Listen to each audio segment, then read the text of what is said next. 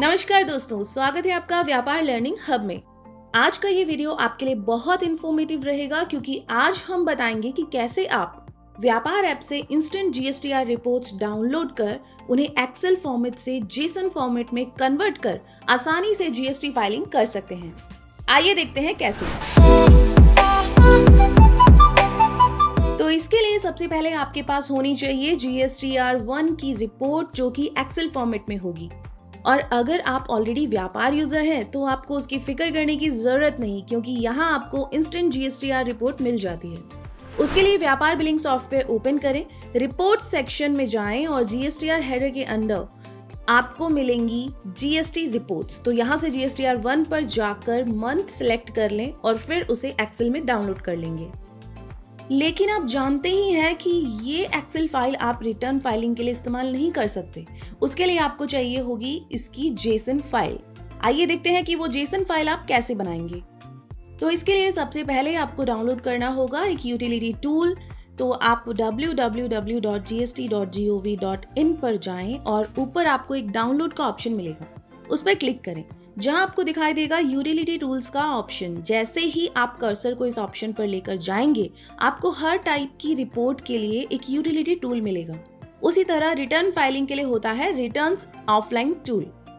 तो फिलहाल हम आपको एग्जाम्पल के लिए जीएसटीआर 1 रिपोर्ट जो कि क्वार्टरली या मंथली रिटर्न हो सकती है को कन्वर्ट करके दिखाएंगे।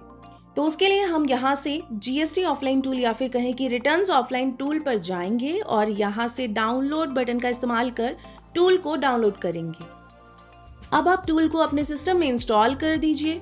तो जैसे हमने फाइल को एक्सट्रैक्ट कर इंस्टॉल पर लगा दिया है और थोड़ी देर में इंस्टॉल हो जाने पर हम इसे ओपन कर लेंगे। तो ये टूल कुछ इस तरह से दिखाई देगा। अब रिटर्न फाइल करने के लिए यहाँ पर आपको अपलोड न्यू इनवॉइस या फिर other data for return option में न्यू बटन पर क्लिक करना होगा। तो यहाँ आपको कुछ डिटेल्स फिल करनी होंगी। सबसे पहले आपको सिलेक्ट करना है जीएसटी स्टेटमेंट।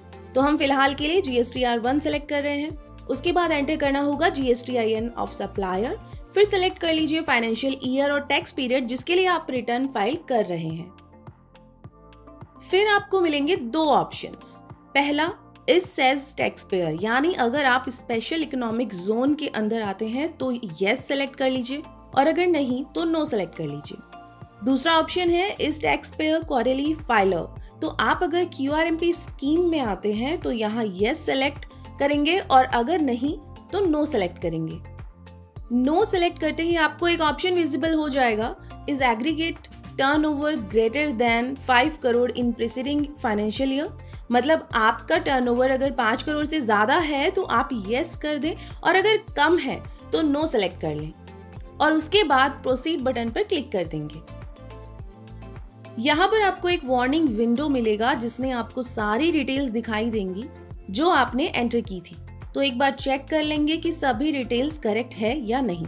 अगर कोई मिस्टेक है तो यहाँ से नो कर आप करेक्ट कर लें और अगर नहीं है तो यस बटन पर क्लिक कर आगे प्रोसीड करेंगे।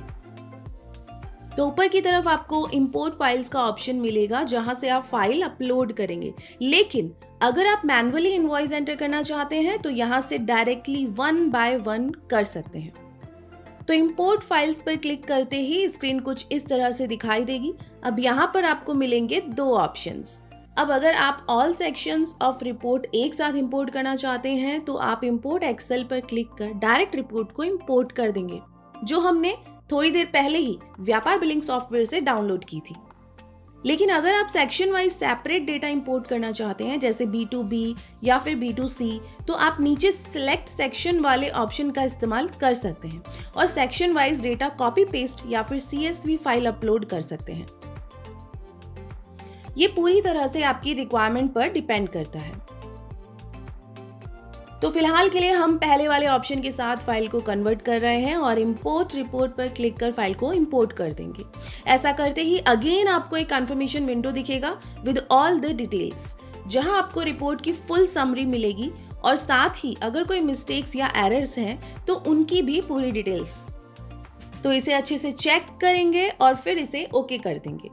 फिर हम जाएंगे व्यू समरी पर और फिर यहाँ से जनरेट फाइल बटन पर क्लिक कर देंगे।